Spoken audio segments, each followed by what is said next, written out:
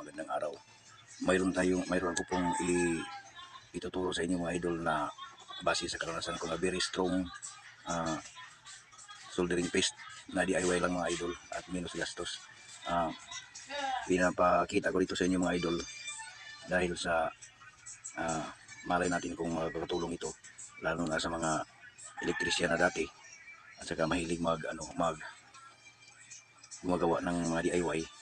So ito yung mga idol, ay bibili lang tayo ng ganito mga idol, industrial muriatic acid pure. Ito yung mga idol, yung malinaw baga yung tubig, hindi yung pang kubita na muriatic, yung industrial.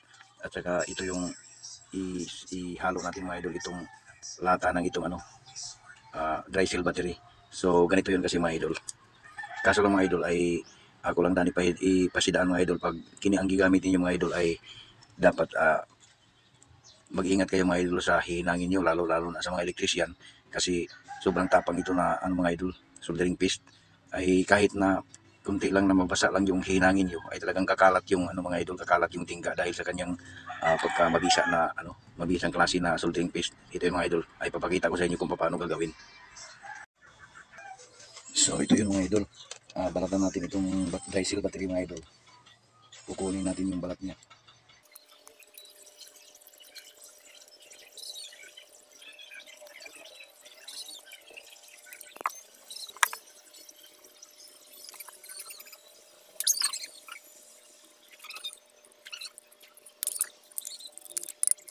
So dapat hugasan natin ito mga idol ng tubig. Ngayon mga idol, tabas-tabasin nyo ng maliit para makapasok yan.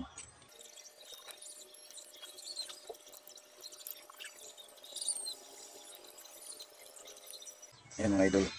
So kumukulo siya mga idol. Dapat hintayin natin yung humupa yung kanyang pagkulo, luminaw na, at saka natin pwede magamit. So mamaya pati ipakita ko sa inyo mga idol kung bakit delikado ito sa mga delikado ito sa mga parts na maliliit katulad ng carbon brush. Kung hinangin nyo ng ganito, ito yung ginagamit nyo. Kaya kadalasan kasi pag ako gumagamit ako nito mga idol sa mga malalaking hinihinang ko. Kung sa mga maliliit lang ng mga pisa ay mayroon naman tayong mga panghinang diyan na lead. So tulad nito mga idol, ito lang yung hinihinang ko kadalasan sa mga lead, pero sa mga malakihang hinangin, ito yung gagamitin ko. At saka yung tingga na Nicolite. So ito yung mga idol yung gamit ko sa mga malalaking hinangin ko. At yun, bali yun siya ang ating soldering paste. Yan. So ipapakita ko mamaya kung paano gagamitin mga idol. Humupa na siya mga idol yung kanyang pagkulo. At saka natunaw na rin yung kanyang sinagol na ito na yung kanyang lata sa dry cell battery. So pakita ko sa inyo mga idol, sample kung bakit ko nasabi na mag-ingat kayo pag gumamit kayo nito. So dito mga idol yung lagayan ko, itong baso na tasa na porcelain, dahil hindi naman pwede sa plastic, kasi pag sausaw nyo ng soldador ninyo ay baka matamaan at matunaw.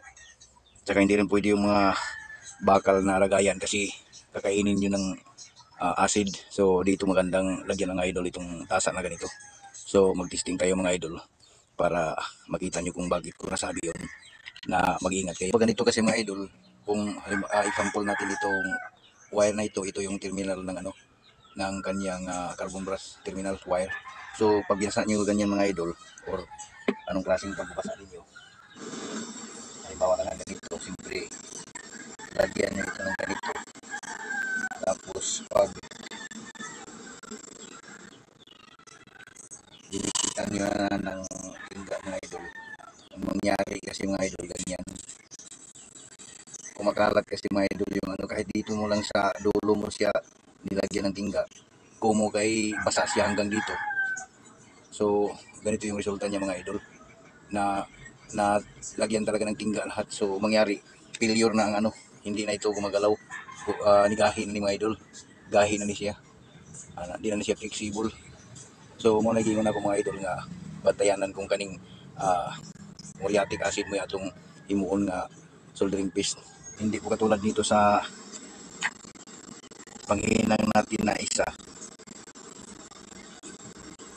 ito na kung ano lang yung nilagyan mo ng pinapasok mo tapos nilagyan mo siya nito, yun lang talaga ang nalalagyan ng tingga, hindi katulad nung sa muriatic na kung nabasa, example na na-disgrasya at nabasa nyo lahat ng hininangan nyo, talagang nabubulit talaga yun ng tingga lahat. Hindi katulad dito isang mga idol na pag linagyan mo lang ng soldering lead ganyan, ay hanggang dyan lang talaga siya. Kasi may soldering piece naman talaga nito sa gitna. Hindi katulad nitong Nicolite na pure tingga siya, walang piece. Kaya itong piece na ito ang ginagawa nating piece. Kaso lang, mag-iingat lang kayo kasi disgrasya talagang kalabasan, ma-failure na o masira yung hinangin nyo pag magkataon.